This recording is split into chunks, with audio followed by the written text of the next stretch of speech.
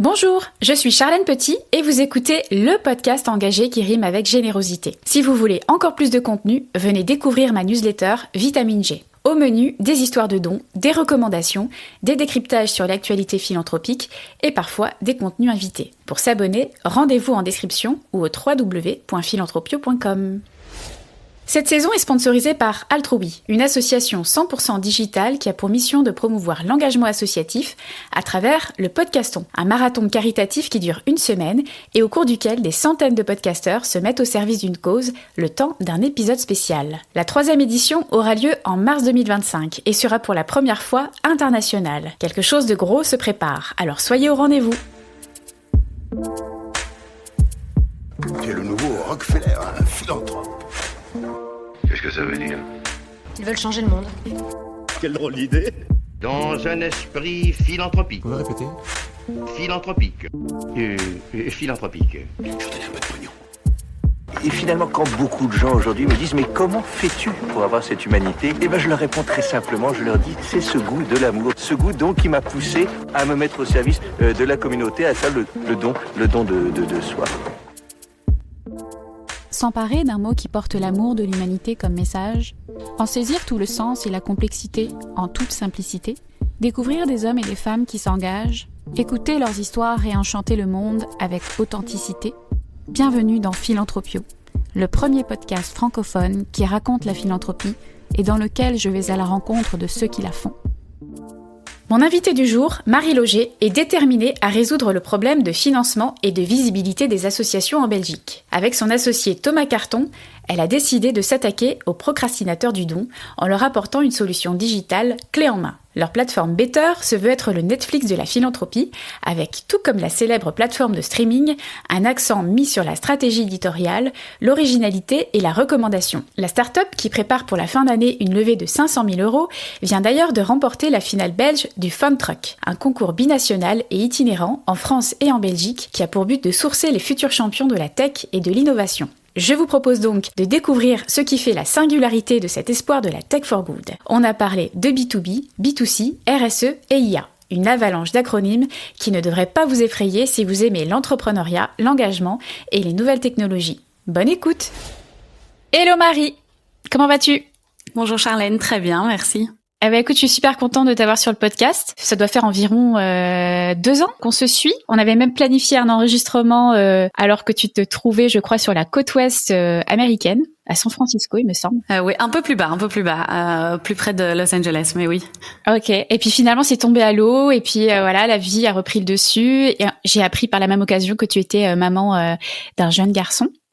Donc j'ai compris effectivement la difficulté que c'était de concilier un petit peu toutes tes casquettes. Alors, je vais te présenter rapidement à nos auditeurs. Tu es belge, tu as 36 ans. Après un master en ingénierie d'entreprise à l'ICHEC, tu as entamé une carrière dans la finance chez ING. Et bien que tu aies la passion des chiffres, tu ne te voyais pas travailler dans ce secteur assez corporate. Alors tu as postulé au fonds Prince Albert, permettant aux jeunes de moins de 30 ans de partir travailler 1 an à l'étranger pour une boîte belge.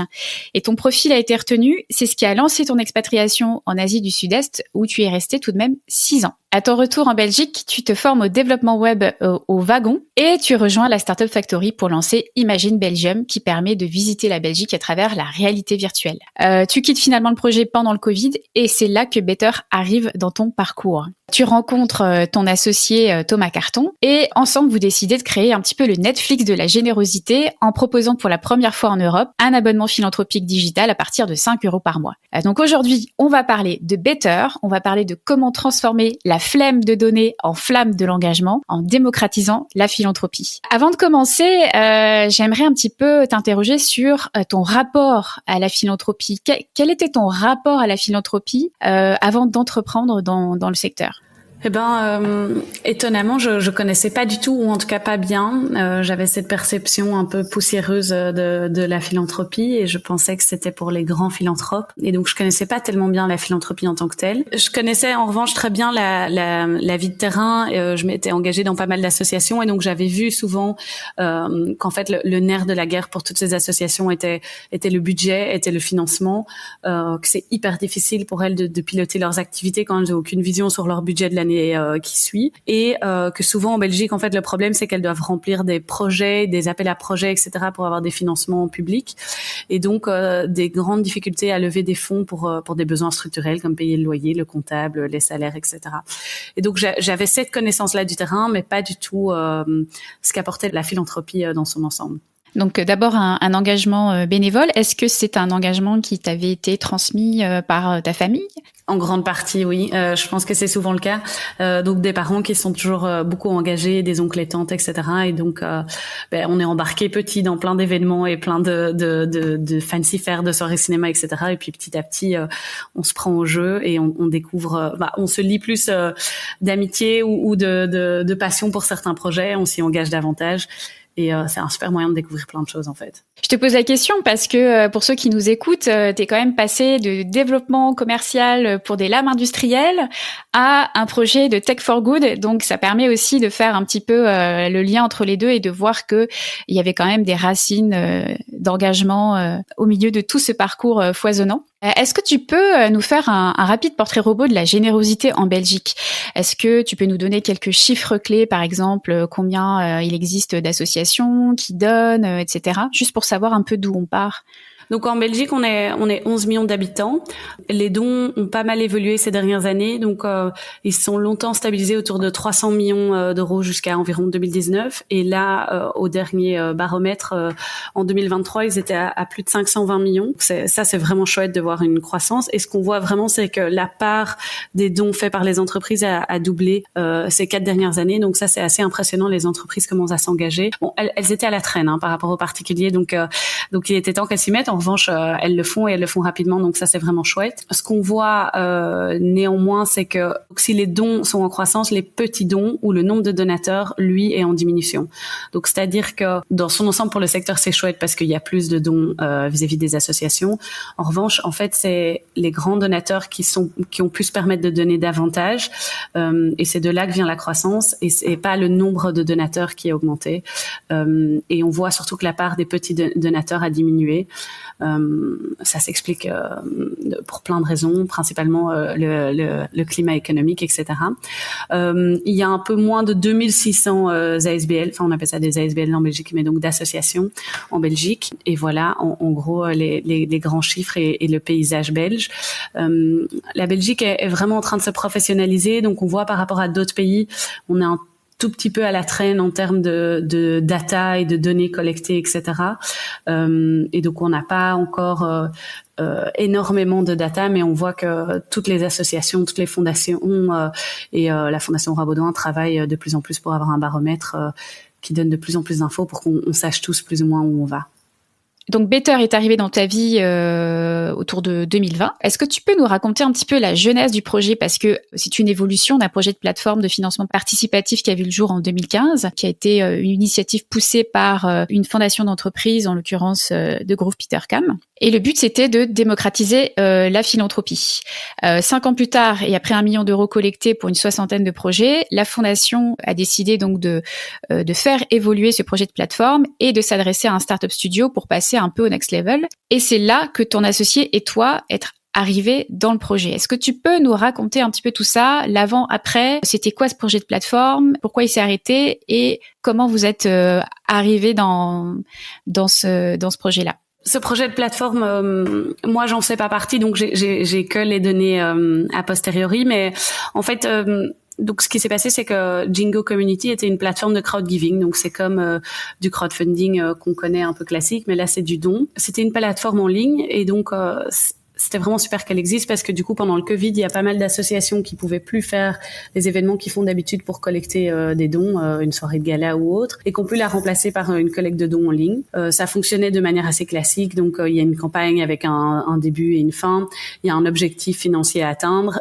Quand l'objectif financier est atteint, la campagne est validée et chaque ASBL peut évidemment dépasser cet objectif, mais si l'objectif est pas atteint, les dons sont pas collectés chez les donateurs. Donc l'idée était comme ça, ils devaient poster une petite vidéo et expliquer à quoi allaient servir les fonds, etc.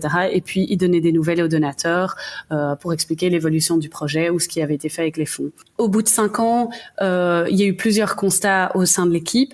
Mais déjà, ça avait été lancé par pas mal d'employés, avec 3 employés de l'entreprise qui en fait au fur et à mesure voyaient que la plateforme prenait de plus en plus de temps et d'espace dans leur temps de travail, et donc ça correspondait plus vraiment au fait d'être une plateforme qui était gérée on the side quand on avait le temps. Et aussi en fait en regardant les données, etc., ils se sont rendus compte que si c'était super de pouvoir lever des fonds en ligne parce que ça permettait de toucher un nouveau public ou un public qui n'avait pas spécialement envie d'aller aux événements de collecte de dons classiques. En revanche, en fait, tous les donateurs qui donnaient aux campagnes venaient du network des associations. Donc, ce que je m'explique, c'est qu'en fait, le rêve ou l'idée à la base était de se dire, les gens vont venir sur la plateforme parce qu'ils ont envie de donner. Ils vont découvrir un projet qui les intéresse et ils vont donner. Or, ce qui se passait, c'était l'association a une idée de collecte de fonds ou a un besoin, elle va l'expliquer sur la plateforme, elle va ensuite envoyer à toutes les personnes à tous ses contacts l'information qui vont venir et participer ou pas. Mais donc en fait, il y avait très peu de personnes qui après disaient j'adore l'expérience sur la plateforme, 6 mois plus tard je vais voir s'il y a un autre projet qui a besoin de mon don. Ça solutionnait un problème direct qui est une autre manière de lever des fonds si on veut pas faire un événement. En revanche, là où ça aidait pas les associations, c'était comment est-ce que je sors de mon network et comment est-ce que j'aide à démocratiser en fait la philanthropie dans un sens où il y a beaucoup d'inégalités entre les associations qui sont très bien connectées parce qu'ils ont par exemple un conseil d'administration qui a un super network, etc. et les autres associations qui n'ont pas accès à ce network. Or, c'était ça l'idée de base quand on disait, quand la fondation disait on aimerait démocratiser et digitaliser la philanthropie, c'était cette idée de comment mettre en contact des super associations avec des donateurs, parce que le constat est il y a plein de gens qui ont envie de participer à financer des solutions, il y a plein de gens qui font des solutions super, mais entre les deux, le pont ne se fait pas et comment est-ce qu'on fait que ces personnes se rencontrent. Et donc à partir de là, ils ont réfléchi avec le Startup Studio avec plein de personnes à quelles étaient les différentes possibilités pour créer ces ponts entre ces deux mondes. Et donc ils ont contacté plusieurs entrepreneurs, etc.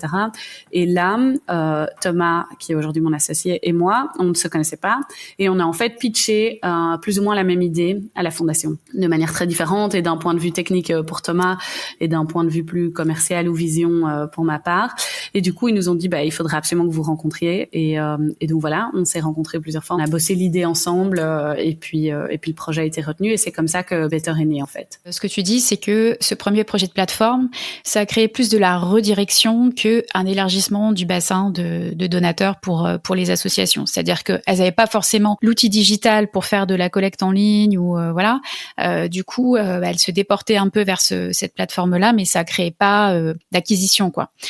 Vous, justement, c'est une des problématiques à laquelle vous souhaitiez répondre à travers Better. Qu'est-ce que... Oui, c'est ça. Donc, en fait, c'est pour ça que nous, on a un peu retourné le problème. Donc, au lieu d'avoir les associations qui postent un projet et qui en informent leur network, on va voir les potentiels donateurs et on leur dit sur quoi est-ce que vous voulez avoir de l'impact. Dites-nous ce qui compte pour vous. C'est très personnel. Chacun a quelque chose où il se dit mais si ce problème-là avait une solution, je pense que le monde tournerait mieux. Et à partir de là, on va vous présenter des gens qui travaillent tous les jours à apporter une solution à ce problème. Et donc, l'idée est vraiment de dire, chaque personne qui pourrait être un donateur le serait certainement s'il savait ce sur quoi tous les entrepreneurs sociaux bossent tous les jours pour améliorer ce qui les dérange dans le monde. Et donc, ça, c'est vraiment l'idée. Donc, l'idée de base était, les gens viennent sur notre plateforme, ils nous disent quelles sont les thématiques sur lesquelles ils veulent avoir de l'intérêt, mettre un frein au changement climatique, révolutionner l'éducation, peu importe. Et nous, tous les mois, on leur présente une association qui œuvre à apporter une solution à ce problème. À partir de là, eux, en amont, ils s'engagent à donner un certain montant par mois, 5, 10, 20 euros, peu importe. À partir de là, en un an, ils découvrent un catalogue de 12 solutions. Et donc, ils sont beaucoup plus au courant de la problématique qui les intéresse. Ils voient plein de facettes de différentes solutions. Il y a des solutions qui sont hyper curatives, d'autres qui sont beaucoup plus systémiques, etc. Ils voient plein de différents points de vue du même problème et plein de solutions différentes, tout aussi innovantes les unes que les autres. Et à tout moment, évidemment, ils peuvent dire « Non, mais ça, c'est mon match. J'adore cette association. Je veux que mon don soit alloué à cette association. » Et dans ce cas-là, on trouve que notre mission est réussie parce qu'on a créé un philanthrope. En fait, on a créé de l'intérêt, on a créé un match entre une association et son donateur. Et l'idée, en fait, le postulat est de se dire, en fait, les personnes, si elles sont créées sur la même envie de changement, le lien sera beaucoup plus pérenne plutôt que je vais donner à telle association parce que ma cousine y travaille, ma cousine est super, donc ou de facto l'association est super. Ici, c'est plus je vais donner à telle association parce que elle apporte une solution concrète à un problème qui me dérange.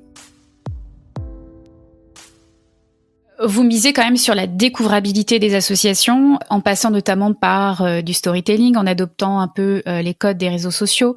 D'ailleurs, ça parlait de créer un peu le TikTok de la philanthropie, donc en tournant des petites capsules vidéo permettant de présenter les associations, leurs actions, leurs programmes, etc. En ayant aussi à l'esprit que les gens sont beaucoup sur leur téléphone portable. Au-delà des formats verticaux de type vidéo, ça veut dire aussi de penser le site, l'expérience utilisateur de manière responsive. Et je crois qu'il y a aussi un petit peu d'IA dans votre projet. Donc la valeur ajoutée qu'on a pour les projets est donc d'être présenté à des nouveaux donateurs, mais aussi de les aider à travailler leur storytelling, comment se présenter sous forme de vidéo, etc. Donc vraiment comment raconter son histoire de manière impactante, comment faire en sorte que chaque personne qui ait vu la vidéo se dise non mais ce projet doit exister, comment est-ce que je peux faire pour le soutenir davantage. Ça c'est vraiment l'objectif, et on travaille beaucoup là-dessus avec les associations, on les accompagne. On crée les vidéos pour eux parce que c'est très important dans notre vision justement de démocratiser la philanthropie, de faire la vidéo pour toutes les associations, pour toutes les mettre sur un pied d'égalité, parce que sinon les grandes associations avec un département marketing auraient des super vidéos et les autres qui n'ont pas les mêmes moyens ne l'auraient pas. Donc c'est nous qui faisons toutes les vidéos, on les traduit en français, néerlandais et en anglais, etc. Et alors l'IA c'est un grand projet, on n'y est pas encore, mais l'idée en fait est d'ajouter l'IA pour pouvoir updater les vidéos et nous aider à collecter vraiment tout le contenu de manière optimale, et pour pas que les associations doivent se dire mais je vais informer aussi Better que j'ai fait ça, mais de pouvoir aller nous chercher les informations qu'ils postent ailleurs sur leurs réseaux sociaux, sur leur site, etc. et en faire nous nos capsules d'update pour les donateurs. Mais c'est encore au stade de projet. Donc plus pour de l'agrégation de contenu et permettre de maintenir un peu à jour le projet, quoi. La façon dont je vois votre projet aussi, pour moi, c'est une façon dans un monde où tout va vite, où les gens veulent s'engager, mais ils ont pas le temps, mais ils savent pas où regarder, qui aider, comment, pourquoi. C'est une façon de solutionner aussi l'hyper-choix. Tu le disais tout à l'heure en introduction qu'il y avait un peu plus de 2000 associations en Belgique. Ça nécessite beaucoup de temps de recherche. Donc l'aspect curation là-dedans, il est super important, j'imagine. Oui, tout à fait. Donc on travaille beaucoup sur la curation des projets parce qu'on pense justement la tyrannie du choix. En fait, l'idée est que le don soit un plaisir et que il soit vraiment inspirant, que les gens se disent ce projet est super, etc. Et donc le côté découverte. Or, si chaque mois le donateur arrivait sur une plateforme où il y avait 500 projets potentiels, enfin sur une marketplace en fait, comme sur l'Amazon, et doit commencer à mettre des filtres, à dire en fait j'ai envie de ça, et commencer à aller regarder à travers 20 projets, il ne le fera pas. Et je comprends le temps. En fait, aujourd'hui, ce qui est très difficile avec la nouvelle génération, dont je fais partie, je critique pas du tout, mais c'est l'attention. C'est vraiment l'économie de l'attention. Et donc, nous, notre idée est de se dire, OK, on fait cette curation en amont, on regarde les projets, super innovants, inspirants, qui ont une chouette vision, qui réfléchissent déjà à avoir des solutions qu'on appelle scalable, donc qui peuvent grandir, ou bien qui travaillent de manière open source en disant, voilà, nous, ce qu'on fait ici, c'est très local. En revanche, on met tous nos apprentissages par écrit pour que d'autres personnes puissent le faire dans leur communauté, etc. Donc, il faut vraiment qu'il y ait cette dimension d'ambition, de vouloir vraiment changer les choses à l'échelle. Et on regarde tout ça quand on sélectionne les projets. Et puis l'idée, c'est vraiment de proposer ce qu'il y a de mieux pour chaque donateur. Et c'est là aussi où on a une petite dimension où on veut ajouter l'AI, parce qu'aujourd'hui l'algorithme est encore simple, mais l'idée est de le personnaliser un maximum pour que chaque mois en fait on apprenne à connaître davantage notre donateur et on sache vraiment ce qui l'intéresse, quels sont le type de projets qu'il veut découvrir. Et donc au fur et à mesure, on sélectionne des projets qui lui correspondent de mieux en mieux. Et pour que lui, il est juste le côté profiter. Donc, chaque premier dimanche du mois, il reçoit un message où on lui dit « On a sélectionné une super association pour toi ». Il la regarde et s'il aime bien, il y alloue son don. S'il l'aime pas, il dit non et alors on lui en propose une autre. Mais l'idée, en fait, est vraiment la loi du moindre effort pour que ce soit que du plaisir. Et concrètement, c'est qui votre cible? Que ce soit en termes de B2C ou B2B, par exemple en B2C, c'est quoi? C'est les primo-donateurs, c'est les procrastinateurs comme tu les appelles? Oui, exactement. Donc en B2C, l'idée c'est les jeunes donateurs. Donc en philanthropie, jeune va jusqu'à un certain âge, donc les 30-50 ans. Donc quand on commence à gagner sa vie correctement, qu'on est installé un peu quand même un tout petit peu dans sa carrière, etc. Et l'idée est de se dire, ok, pourquoi attendre plus tard pour passer le pas de donner. Donc ça c'est la première chose. Donc c'est cette génération-là. On vise un maximum les primo-donateurs justement parce que l'idée est d'amener c'est pas de rediriger des dons qui allaient déjà à des associations. On n'aurait pas de valeur ajoutée à l'écosystème. L'idée est vraiment d'amener des nouvelles personnes vers la philanthropie. Et donc de leur dire, ça peut être super facile. Lors de nos interviews, on avait plein de personnes qui nous disaient, oui, j'ai envie de donner, mais je sais pas par où commencer. Je connais que les grands noms qu'on voit partout et j'ai pas l'impression que mon don ferait la différence, etc. Et c'est de changer tous ces a priori, de dire en fait, ça peut être super facile. On s'occupe de tout. Toi, tu n'as que le côté profiter et découvrir des projets. Donc ça, c'est vraiment notre cible. Soit c'est des primo-donateurs ou des néo-philanthropes, soit c'est des personnes qui donnent déjà par ailleurs, mais qui disent en fait, j'ai envie de découvrir des nouveaux projets. Et Better est mon côté, comment sourcer des nouveaux projets, des nouvelles idées, etc. Et donc eux, ils veulent vraiment être surpris. Ils veulent pas les noms qu'ils connaissent tout le temps, etc. Ils veulent utiliser Better comme une manière de découvrir des projets innovants. Donc ça, c'est vraiment ce qu'on constate, les deux types de profils en B2C. On voit que ça fonctionne bien. Les personnes se désabonnent pas. On a un taux de churn, comme on dit en digital, donc de désabonnement de moins d'1%. Donc ça, c'est vraiment super. Et on crée de l'engagement et des questions, etc. Donc ça, c'est vraiment chouette. En B2B, en revanche, donc ça c'est un nouveau projet qu'on a. En fait, on s'est rendu compte en parlant avec nos abonnés qu'il y en a plein qui disaient mais en fait ce serait super d'avoir ça au bureau, etc.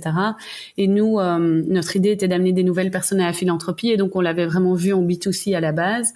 Mais en revanche, en fait, c'est les mêmes personnes. On est les mêmes personnes chez nous ou au bureau.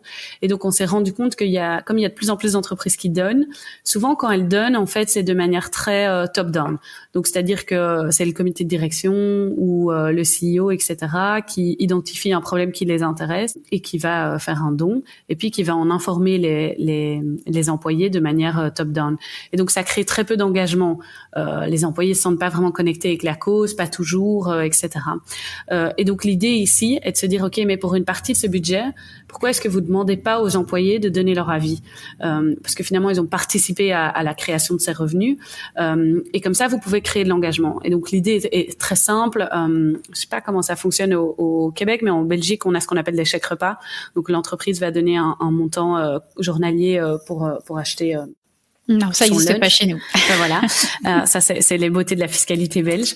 Et donc l'idée est de faire la même chose et on l'a appelé le chèque impact. Et donc l'idée c'est de dire ok, ben chaque employé, je vais vous créditer sur votre compte Better 5 ou 10 euros par mois que vous pouvez allouer à l'association de votre choix. Et donc ça va permettre à chaque employé en fait de donner à l'association qui choisit et donc à chacun d'avoir de l'impact dans le domaine qui l'intéresse. Parce que finalement, comme on disait avant, mais c'est super personnel de par son vécu, de par son histoire, etc. Et donc, chaque employé peut avoir envie de s'engager différemment. Et ça permet aussi de collecter pas mal d'infos sur ces employés. OK, qu'est-ce qui les intéresse? Quelles sont leurs envies de changement, etc. Et du coup, de permettre aux employés, d'une part, d'être plus informés, parce qu'ils découvrent 12 projets par an. Et donc, d'utiliser ça comme les premières briques pour construire sa stratégie CSR. Parce qu'à partir de là, on peut vraiment se dire, OK, mais maintenant que mes employés sont informés, s'ils veulent faire du mécénat de compétences, ils connaissent déjà plein d'assos super intéressantes. Ou bien s'ils veulent faire un défi sportif au profit d'une association, je sais quelles sont les top 3 associations préférées de mes employés, etc., etc. Donc, on voit en fait que c'est utilisé comme moyen de base pour créer plein d'autres initiatives, en fait. Et ça, c'est vraiment super. Ok, donc je précise juste, CSR, c'est en gros la stratégie RSE de l'entreprise. On utilise beaucoup d'anglicisme en Belgique, vu qu'on parle français, néerlandais dans toutes les entreprises. Est-ce que vous avez ajouté cette brique B2B pour asseoir un petit peu votre modèle d'affaires? Parce qu'aujourd'hui, concrètement, comment est-ce que vous vous rémunérez, ton associé et toi? Donc à la base, on était financé par la fondation Jingo et du coup, en fait, on essayait de réfléchir à notre business model, comment est-ce qu'on allait se financer, etc. On a analysé ce qui existait en Belgique, en Europe et ailleurs, etc. Et on s'est vite rendu compte en fait qu'un modèle B2C en fait avait du sens. Il fallait vite être à l'échelle en fait parce que les marges sont très très faibles et donc il fallait très vite avoir une très très grande communauté. Et donc c'est en partie pour ça qu'on s'est dit ok, pour avoir un modèle pérenne, il faut un modèle qui puisse être financé. Et donc là, le B2B répond parce comme on solutionne un problème pour les entreprises, là on divise en fait le service en deux. Donc il y a une partie le don qui est fait directement à l'association et puis nous Better envoie une facture de service pour la mise en place de la plateforme en entreprise, les rapports d'impact, etc., etc. Aujourd'hui, vous soutenez un peu plus d'une trentaine d'associations que vous défendez auprès d'environ 400 donateurs. Tu l'as dit tout à l'heure, vous avez très peu d'attrition, donc très peu de personnes qui se désengagent finalement. Donc ça, c'est plutôt une bonne nouvelle. Ces ratios soulèvent plusieurs questions pour moi. La première, comment vous parvenez à créer de la nouveauté chaque mois pour vos donateurs avec un nombre d'assos quand même assez trié sur le volet? Comment vous arrivez à toujours garder cette nouveauté, cette fraîcheur dans la découvrabilité? Ça, c'est un de nos plus grands challenges. Donc, a priori, normalement, on a tout le temps assez de nouveaux projets parce que l'idée est d'en onboarder 3 à 4 par mois. Et comme on n'en présente qu'un par mois à nos donateurs, normalement, on a toujours assez de projets. On a choisi de pas en onboarder trop à la fois parce que on veut rester pertinent pour les associations. L'idée est pas de se dire toutes les associations venez sur Better et on vous donnera un chèque de 500 € par an. Ça n'a pas beaucoup de valeur ajoutée en termes de temps, ni pour les associations ni pour nous. Même quand on voit le coût d'investissement de créer la vidéo, de les aider dans tout ce storytelling, etc., etc. Donc l'idée vraiment est de rester pertinent et que chaque association qui vienne sur Better, on essaye de leur promettre 5 000 € par an en termes de revenus. Donc c'est encore très bas pour l'instant, mais l'idée est de grandir. On a vraiment des ambitions. On a voulu asseoir le modèle, on a voulu tester, on a testé plein de choses. Qu'est-ce qui fonctionne pas, que veut le donateur. Mais l'idée maintenant est de grandir et de permettre beaucoup plus aux associations. On a une vision à moyen terme de permettre à chaque association de récolter 25 000 € par an via Better. Ça, c'est vraiment notre ambition. Mais néanmoins, on voit qu'il faut chercher à chaque fois d'avoir assez d'associations pour pouvoir justement surprendre le donateur, lui présenter des nouveaux projets, si c'est pour ça qu'il est sur Better. Il y en a qui nous disent, en fait, moi, mes projets coup de cœur, je suis super content de les revoir de temps en temps. Finalement, des projets que j'ai découverts il y a 18 mois, je suis ravie de les revoir. Il y en a d'autres qui veulent justement à chaque fois de la découverte. Et donc ça, c'est à nous d'adapter le modèle pour qu'il puisse être super personnel. Vu que la vision, en fait, vraiment est de se dire, en fait, quand on a un grand donateur, un grand philanthrope, on a des personnes, on a des conseillers qui nous conseillent, qui nous aident. Si on dit, je vais avoir de l'impact hyper précis dans l'éducation, mais ils vont nous aider à comprendre quel est l'impact qu'on veut avoir, comment, etc. Et là, l'idée est, en fait, au fur et à mesure d'affiner le modèle pour vraiment être le conseiller philanthrope digital de chaque donateur, peu importe le montant qu'il souhaite donner par mois. Quels sont les mécanismes que vous mettez en place pour maintenir l'engagement des donateurs sur le long terme ? Donc chaque mois, ils reçoivent une vidéo. Franchement, c'est sympa, c'est frais, c'est une nouvelle manière de présenter les associations. La vidéo dure maximum 3 minutes, donc on ne demande pas trop d'attention. C'est une dose de bonnes nouvelles. Donc les vidéos sont vraiment pensées comme OK, on présente la solution, on présente en quoi c'est innovant, vraiment quels sont tous les changements que cette association apporte. Donc ça, pour l'instant, on s'en sort assez bien. En revanche, on doit vraiment travailler, et c'est ce sur quoi on veut travailler les prochains mois, sur comment créer une communauté, donner davantage de nouvelles, etc. Donc chaque donateur a un compte qui s'appelle My Account, tout simplement, sur lequel il peut aller et il peut revoir les associations précédentes qu'il a déjà soutenues, il peut revoir les vidéos, etc. Mais l'idée est de, au fur et à mesure, créer de la gamification, donner la possibilité d'interagir, etc.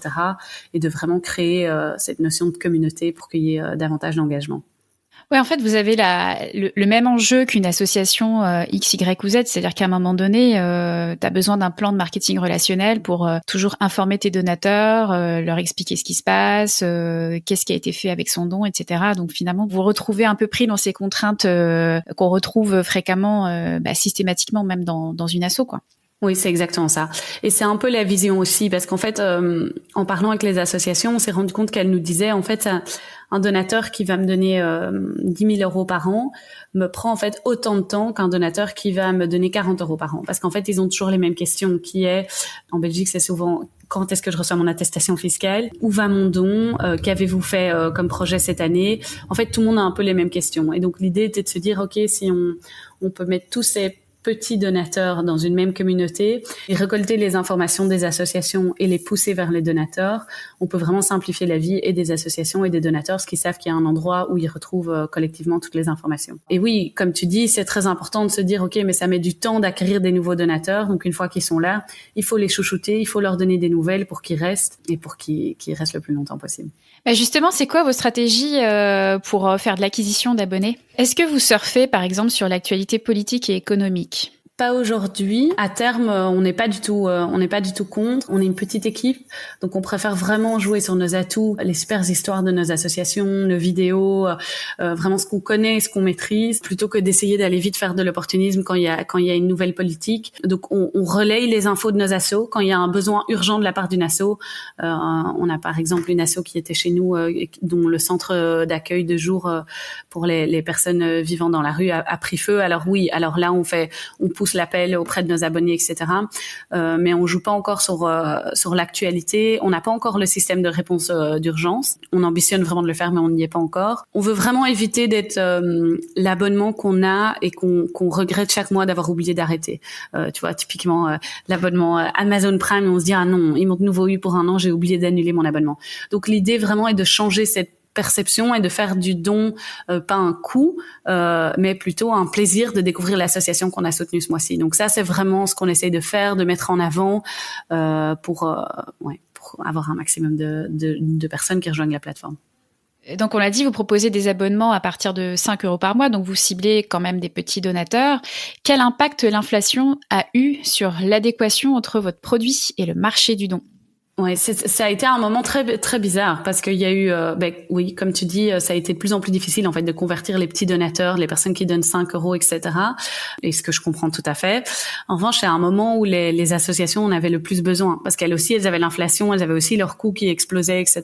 Donc nous, notre tranche de dons, c'est 5, 10, 20, 50 €. On a vu pas mal de nos donateurs même qui donnent 50 € qui ont dit moi je pourrais donner davantage. On n'a eu pas tellement de désabonnements, donc ça c'est vraiment assez positif. Je pense que les personnes se disaient ok, ça part au début du mois, ça va, je me débrouille et je suis contente de donner et de soutenir les associations. Mais ça a été difficile d'acquérir des nouveaux petits donateurs à ce moment-là. Et on voit que c'est quelque chose que les associations nous disaient aussi. L'inflation a eu vraiment un impact là-dessus. Oui, en France, par exemple, les très petits dons sont en recul avec une baisse quand même de un peu plus de 8% pour les dons inférieurs à 50 €. Et les dons de moins de 150 €, ils représentaient 42% de la collecte en 2023 contre 72% en 2004. Donc, source France Générosité. Donc, on voit bien que ce sont les ménages les plus aisés qui ont pris le relais. Dans votre cas de figure, l'ajout de la brique B2B a sans doute aidé à compenser aussi cette difficulté d'acquisition au niveau des individus. En tout cas, le temps de ce contexte un peu inflationniste. J'avais envie de t'interroger un petit peu, étant donné que vous avez fait quand même une étude de marché, pas seulement en Belgique, mais aussi dans le reste de l'Europe. Je pense que tu dois être un petit peu au fait des projets qui ont vu le jour ces dernières années. On a vu se multiplier des plateformes de dons et d'engagement associatifs en France. Je pense notamment à Spring Solidaire, qui est à l'arrêt aujourd'hui, je crois, Benefactorum, Simone Donne, e-Impact, Captain Cause, et peut-être que j'en oublie. Le principe est le même, faciliter le don des particuliers ou concrétiser une démarche RSE pour les entreprises en leur présentant des catalogues d'associations. Chacun fait son petit truc dans son coin, ce qui crée un peu des bulles de générosité assez locales. Comment tu vois cette concurrence entre les plateformes? Parce que quelque part, les associations sont un petit peu mises en concurrence entre elles à travers ces plateformes qui se multiplient. Alors, deux parties à ta question. Donc d'abord, la concurrence entre guillemets direct à better, ou les autres acteurs qui émergent. Nous, on voit ça comme de manière hyper positive. C'est vraiment, je pense, cet élan. En Europe, on était un peu à la traîne par rapport aux États-Unis et au Canada en termes de professionnalisation de la philanthropie. Et je trouve ça super de se dire, ok, il y a plein de gens ambitieux qui se lancent là-dedans, qui se disent, ok, on va réinventer le don, on va faire en sorte que tout le monde puisse donner, que ce soit intégré vraiment dans nos actions de tous les jours. Nous, notre vision, c'est de se dire, ok, chaque geste, en fait, même commercial, pourrait transformer une partie en don. On pourrait avoir il y a l'arrondi à la caisse, on peut changer ses points de fidélité en don. L'idée est vraiment que ce soit plus juste un don conséquent vers une association, mais plutôt un cumul de toutes nos petites actions qui font qu'en fait, on a un impact global super important. On peut se dire, ok, mes miles qu'avant j'adorais collecter, si j'adorais voyager, par exemple, je décide de les donner à une association, mes points de fidélité, tout ça. Et ça, on trouve vraiment super. Chacun a un peu sa spécialité. On voit que ça amène quand même beaucoup d'innovation. Beaucoup de gens dans ce secteur sont quand même assez open source ou en tout cas très ouverts sur leur manière de voir les choses. Il y a beaucoup de collaboration et ça, je pense que c'est super.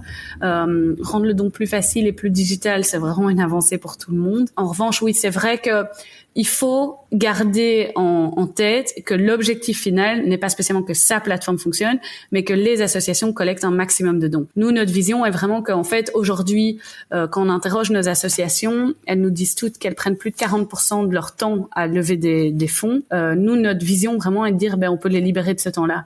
On peut leur dire, consacrez-vous à votre mission et nous, on vous amène les financements nécessaires. On n'y est pas du tout, mais ce serait une vision super de se dire, ok, ils peuvent externaliser ça, ils peuvent faire confiance à des acteurs externes et ils peuvent se dire mes financements sont garantis et moi je peux me concentrer sur ce que je fais de mieux, c'est-à-dire réaliser ma mission. Et le fait qu'il y ait plus de gens qui veulent le faire, ça je trouve super. En revanche, on voit quand on parle aux associations que comme toutes ces solutions aujourd'hui ne leur apportent pas encore une solution complète en termes de financement, elles ont très peur parce qu'elles disent ok, mais moi je vais pas. Qu'est-ce qui se passe si mes donateurs qui me donnaient avant à moi en direct passent maintenant par cette plateforme et puis demain ils découvrent une autre association, etc., etc.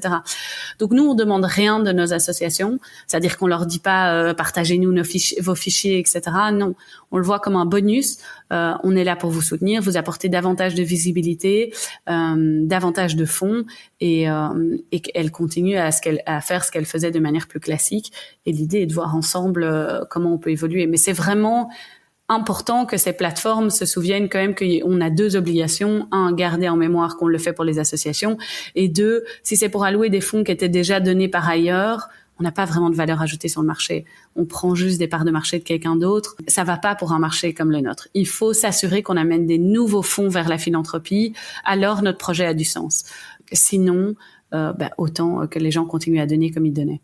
Et pour en revenir à ces différents projets de plateforme, tu penses pas que à terme on pourrait imaginer des collaborations entre elles, parce que on parlait tout à l'heure du Netflix de la générosité, mais tu prends par exemple ton abonnement, t'as un bouquet, t'as Netflix, t'as Amazon Prime Vidéo, t'as Canal+, etc. C'est un peu comme si t'avais un bouquet d'options et de choix avec peut-être d'un côté un focus un peu plus cinéma, de l'autre un focus un peu plus série, etc. Mais on peut imaginer la même chose à travers ces différentes plateformes, avec des projets un peu plus locaux, d'autres un peu plus internationaux. Enfin, je sais pas. Le multidon, en fait, il peut se penser à travers un projet collaboratif beaucoup plus large entre les différentes plateformes. Je sais pas, c'est peut-être un peu utopique ce que je te dis là, mais non, je suis tout à fait d'accord. Je pense qu'aujourd'hui, c'est encore très nouveau en Europe et donc plein de plateformes explorent. Mais à terme, en effet, comme tu compares aux plateformes de streaming, je pense que de plus en plus de plateformes vont se spécialiser. On voit déjà qu'il y en a qui se spécialisent dans une thématique. Par exemple, Team for the Planet, c'est tout ce qui est environnement, etc. Enfin non, c'est même très spécifique CO2, je pense. Mais donc les plateformes vont se spécialiser et donc je pense qu'en effet il y aura pas une solution qui répondra à toutes les envies d'un donateur, ou bien aussi en fait ce que nous on se dit toujours, c'est on a réussi notre mission en fait quand on a créé un philanthrope de demain, et donc il y a peut-être un moment où notre solution ne lui conviendra plus, où il se dira mais maintenant que je suis hyper informé, maintenant que j'ai découvert tout ça, j'ai envie de m'investir davantage, ou j'ai envie d'avoir des rapports d'impact plus poussés, ou donc nous, on va devoir évoluer avec nos donateurs, ça c'est vraiment la vision.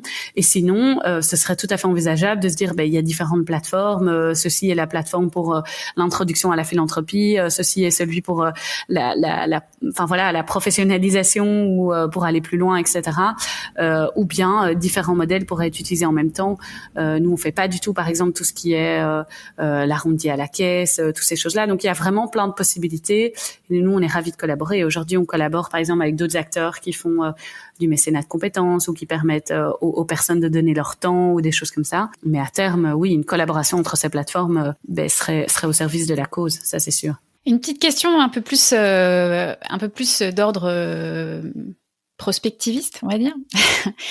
On voit que la curation des associations, elle semble primer vraiment sur l'exhaustivité de la représentation du tissu associatif, qu'il soit local, national, international, alors même que beaucoup peinent à se faire connaître et que nous avons une alliée de taille pour y parvenir. J'ai nommé l'intelligence artificielle. Pourquoi, à ton avis ? Parce qu'on pourrait tout à fait imaginer exploiter un répertoire national, par exemple, qui listerait l'ensemble des associations à but non lucratif sur le territoire, qu'on matcherait en fait avec la personnalité du donateur sur une base de critères, de filtres, etc. Pourquoi, à ton avis, la curation prime sur le côté un peu exhaustif que personne semble vouloir aller chercher ? Parce que aujourd'hui, et surtout pour les petits donateurs, le don est une histoire d'émotion. Et donc ça, c'est encore très difficile à faire avec l'intelligence artificielle. Et en fait, on le voit par exemple, nous c'est très frappant quand on demande aux personnes en amont quelles sont les thématiques qui les intéressent. Par exemple avec les cartes cadeaux en entreprise, on demande aux personnes en amont quelles sont les thématiques qui les intéressent. La thématique la plus choisie, avec par près de 92% des 92, c'est ça, % des interrogés est la catégorie la Terre, donc tout ce qui est lié au climat. En revanche, une fois qu'ils viennent, donc ils reçoivent tous une carte cadeau de leur entreprise, ils scannent le QR code, ils arrivent sur notre catalogue, et en fait, une fois qu'ils viennent là, ils choisissent tous au final une association qui est beaucoup plus liée à l'humain. Et pourquoi ? Parce qu'en fait, c'est souvent une histoire d'émotion. Ils vont regarder une vidéo d'une personne qui va expliquer, par exemple, je sais pas moi, les problèmes dans l'éducation et que les enfants, en fait, où ils sont nés en Belgique, déterminent leurs rêves et qu'ils ont pas tous les mêmes rêves, même à 3-4 ans, et que c'est pas OK, qu'il y a des associations super qui veulent changer ça. Et en fait, quand on a vu une vidéo comme ça, souvent l'émotionnel, par exemple, si on est parent ou quoi, va jouer aussi. Et donc, c'est pour ça où juste des critères froids et rationnels ne fonctionnent pas pour les petits dons parce qu'il y a une grande partie qui est mue par l'émotion, par l'envie d'avoir de l'impact dans ce qu'on connaît, dans ce qui nous touche, etc. Mais peut-être qu'on y arrivera un jour avec l'intelligence artificielle. Tu nous parlais tout à l'heure du fait d'agréger des contenus pour mettre à jour des vidéos. Peut-être qu'un jour ce sera pas une si grosse affaire que de créer du contenu vidéo à partir de données que l'IA irait aller chercher dans les rapports annuels des associations. Tout à fait. Et je pense qu'on y viendra, que l'intelligence artificielle a son rôle à jouer. Et il y a de super projets qui vont voir le jour. Nous, on travaille aussi, comme je disais, pour affiner tout ça. Mais il y a quand même le narratif. On le voit, en fait, nous, au début, quand on a commencé à faire nos vidéos sur les associations, on était assez stressés sur le côté technique. Et donc, on avait interrogé plein de personnes sur comment faire les vidéos, comment faire le montage, etc. Mais en fait, les compétences clés qui font les bonnes vidéos, en fait, c'est le storytelling, c'est poser les bonnes questions, c'est arriver à mettre en lumière le message correctement, arriver à en faire en sorte que la personne, quand elle parle, elle est à l'aise, qu'elle parle vraiment avec le cœur, de pourquoi elle a lancé ce projet, etc. Et ça, aujourd'hui, Léa, il ne sait pas encore le faire, mais tous ces outils deviennent de plus en plus performants et on n'est pas contre. Bon, c'est pas demain matin qu'elle va nous remplacer cette IA. Bah écoute Marie, pour conclure, comment on peut suivre les aventures Better ? Très bonne question. Donc via LinkedIn ou via Instagram, et sinon venez sur notre site better-app.org et vous découvrez tous nos super projets. Vous pouvez vous engager à donner 5 € par mois et à découvrir une association de dingue chaque mois. Bon, écoute, je mettrai tous ces liens en description de l'épisode. Merci beaucoup de nous avoir partagé ce parcours à travers Better et puis évidemment, on vous souhaite le meilleur pour la suite. Merci beaucoup. Merci beaucoup d'avoir écouté Philanthropio. Vous avez aimé l'émission ? Dites-le moi avec 5 étoiles et des commentaires sur l'application Apple Podcast. Vous pouvez retrouver également tous les épisodes sur philanthropio.com. Si vous souhaitez réagir, écrivez-moi à charlène@philanthropio.com. À bientôt pour dérouler le fil de nouveaux récits.